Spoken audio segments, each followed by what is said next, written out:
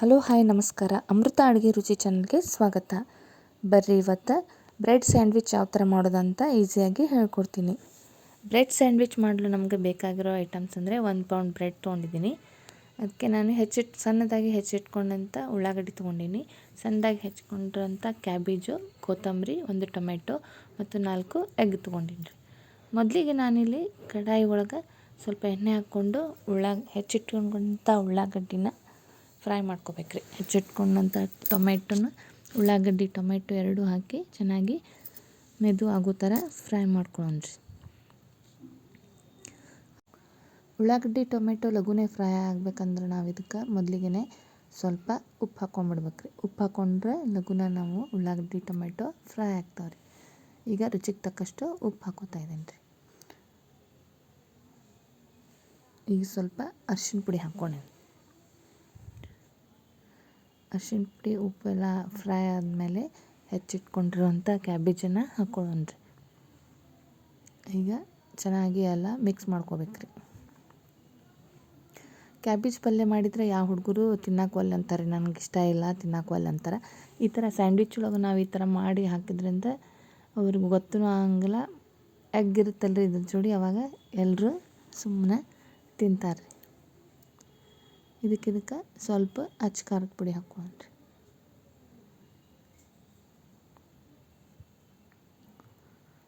ಎಲ್ಲ ಈಗ ಪೂರ್ತಿಯಾಗಿ ಫ್ರೈ ಆಗೈತ್ರಿ. ಇದಕ್ಕೆ ನಾವು ಸ್ವಲ್ಪ ಸೋಯಾ ಸಾಸ್ ಹಾಕ್ಕೊಳ್ಳೋಣ್ರಿ. 4 ತತ್ತಿನ ಈಗ ಹೊಡ್ಕೊಂಡ್ಬಿಡೋಣ್ರಿ. ಎಗ್ ಬುರ್ಜಿ ಮಾಡ್ತೇವಲ್ಲ ಅದೇ ಥರನ ಉಳ್ಳಾಗಡ್ಡಿ ಬದಲಿ ನಾವಿಲ್ಲಿ ಸ್ವಲ್ಪ ಕ್ಯಾಬೇಜ್ ಹಾಕ್ಕೊಂಡೇವ್ರಿ. ಯಾರು ಕ್ಯಾಬೇಜ್ ಪಲ್ಯ ಒಲ್ಲೆ ಅಂತಿರ್ತಾರಲ್ರಿ, ಅವ್ರು ಈ ಥರ ಮಾಡಿಕೊಟ್ರೆ ಸುಮ್ಮನೆ ಕ್ಯಾಬೇಜ್ ಪಲ್ಯನೂ ತಿನ್ನಂಗಾಗುತ್ತೆ, ಒಂದು ಹೊಸ ರುಚಿನೂ ಸಿಗುತ್ತೆ ರೀ ಅವ್ರಿಗೆ. ಈಗ ನಾವು ಇದನ್ನ ಎಗ್ ಬುರ್ಜಿ ಥರ ರೆಡಿ ಮಾಡ್ಕೋಬೇಕ್ರಿ. ಸ್ವಲ್ಪ ಹೊತ್ತು ಇದನ್ನು ಮುಚ್ಚಿಟ್ಕೊಂಡ್ಬಿಟ್ರೆ ಅಂದರೆ ನಮ್ಗೆ ಎಗ್ ಬುರ್ಜಿ ಸ್ವಲ್ಪ ಗಟ್ಟಿಯಾಗಿ ರೆಡಿ ಆಗುತ್ತೆ ನೋಡಿರಿ. ಈಗ ನಾವು ಇದನ್ನು ಪೂರ್ತಿ ಚೆಂದಾಗಿ ಕೈ ಆಡಿಸ್ಕೋಬೇಕ್ರಿ. ಬ್ರೆಡ್ ಒಳಗೆ ಇದನ್ನು ಈ ಥರ ಹಾಕಿ ನಾವು ಮಾಡೋದ್ರಿಂದ ಸ್ಯಾಂಡ್ವಿಚ್ ಸೇಮ್ ಎಗ್ ಪಪ್ ಥರ ರುಚಿ ಅನ್ನಿಸ್ತಾವ್ರಿ. ಈಗ ನೋಡಿರಿ ಎಗ್ ಬುರ್ಜಿ ರೆಡಿ ಆಗೈತ್ರಿ. ನಾವು ಇದಕ್ಕೆ ಸ್ವಲ್ಪ ಟೊಮೆಟೊ ಕೆಚಪ್ ಹಾಕ್ಕೊಳ್ಳೋಣ್ರಿ.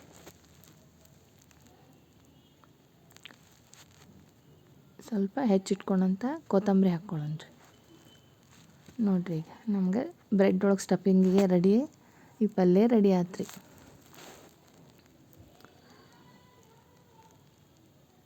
ನೋಡಿರಿ ಈಗ ನಾವು ಬ್ರೆಡ್ ತೊಗೊಳೋಣ್ರಿ.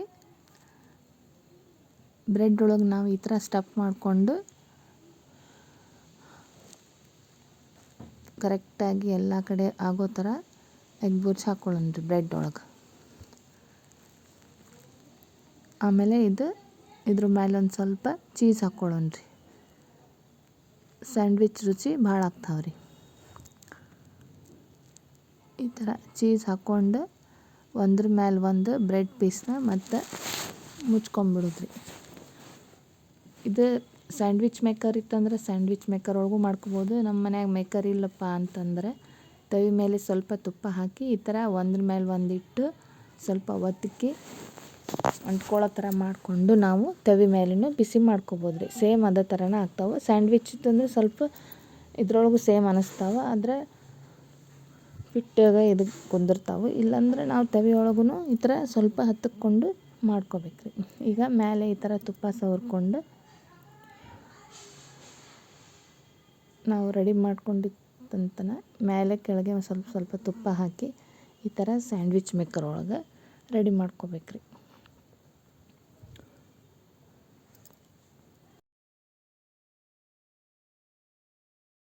ಈಗ 2 ಸ್ಯಾಂಡ್ವಿಚ್ ಆಗೋ ಥರ ನಾನು 2 ಸ್ಯಾಂಡ್ವಿಚ್ ಇಟ್ಕೊಂಡು ಈ ಥರ ಮುಚ್ಕೊಂಡಿದ್ದೀನಿ, ಆಫ್ ಮಾಡ್ಕೊಂಡಿರ್ತೀನಿ.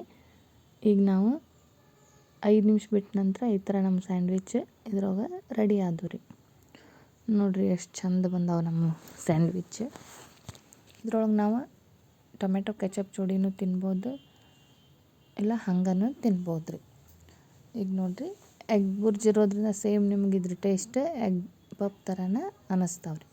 ಈ ಥರ ಮಾಡಿಕೊಟ್ರೆ ಕ್ಯಾಬೇಜ್ ಪಲ್ಯನೂ ಖಾಲಿ ಆಕತಿ, ಎಲ್ಲರಿಗೂ ಟೇಸ್ಟು ಅನ್ನಿಸ್ತಾವ್ರಿ.